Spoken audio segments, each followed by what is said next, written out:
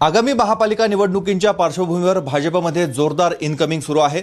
सुधाकर बडगुजर यांच्या पाठोपाठ माजी आमदार अपूर्व हिरे हे देखील आता भाजपमध्ये येणार आहेत।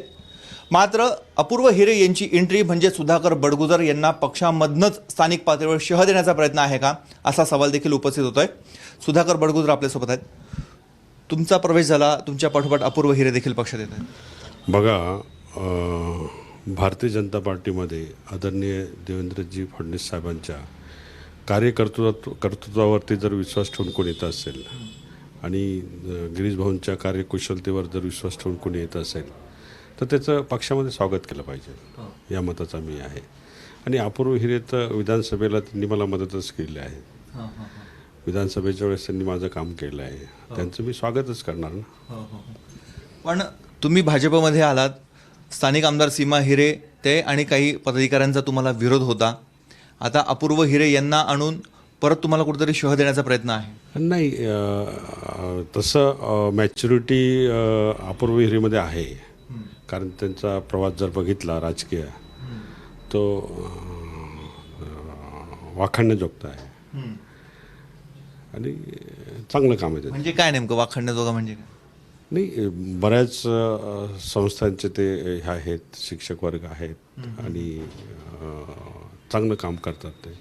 यापूर्वी पण ते भारतीय जनता पार्टीमध्ये होते, नंतर ते काँग्रेसमध्ये इकडे आले, राष्ट्रवादीत गेले, नंतर उबाठामध्ये आलेत।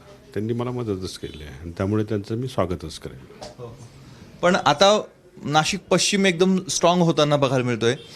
तुम्ही आहात, आमदार आहेत, माजी आमदार सीमा अपूर्व हिरे पण येत आहेत।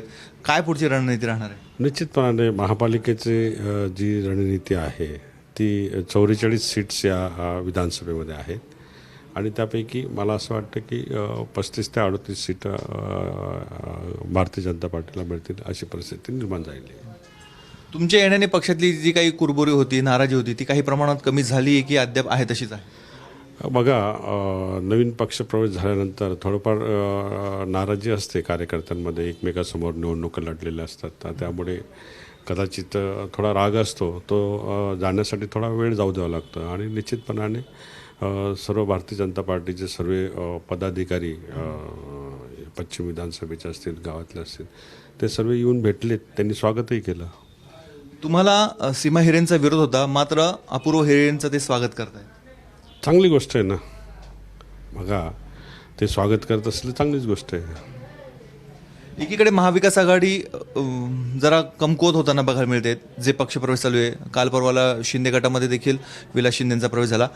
महायुती आगामी महापालिका निवडणुकांसाठी आणि विशेषतः भाजप किती ताकदीने उतरणार आहे, या संपूर्ण प्रवेशांचा तुमच्यासह जे प्रवेश होता त्याचा किती फायदा होईल? देवेंद्रजींची जी कार्यपद्धती आहेत आणि जी त्यांचं जे काम करण्याची पद्धत आहे, ज्या परफेक्ट ज्या पद्धतीने काम करतात त्याच्यावरती सर्व महाराष्ट्रातील जनता खुश आहे आणि निश्चितपणाने त्या पद्धतीने काम आम्ही सर्वजण करतोय। ताकद किती वाढेल? 100% वाढेल ना, की यामध्ये येणाऱ्या आगामी सर्व निवडणुका आहे, भारतीय जनता पार्टीला अभूतपूर्व यश मिळेल। हे आहेत सुधाकर बडगुजर, त्यांच्या पाठोपाठ अपूर्व हिरे हे देखील भाजपमध्ये प्रवेश करतायत। मात्र हे सर्व प्रवेश आगामी महापालिका निवडणुका डोळ्यासमोर ठेवूनच केले जात आहे, त्यामुळे पक्षाला या प्रवेशांचा नेमका किती फायदा होतो हे निवडणुकीच्या रणांगणामध्ये कळेल। मात्र एकमेकाला शह काढशाचं राजकारण भाजपमध्ये कुठे सुरू झालंय का, असे सवाल देखील उपस्थित होत आहेत। कॅमेरामॅन मयूर बारगजेसह मुकुल कुलकर्णी, एबीपी माझा, नाशिक। एबीपी माझा, उघडा डोळे बघा नीट।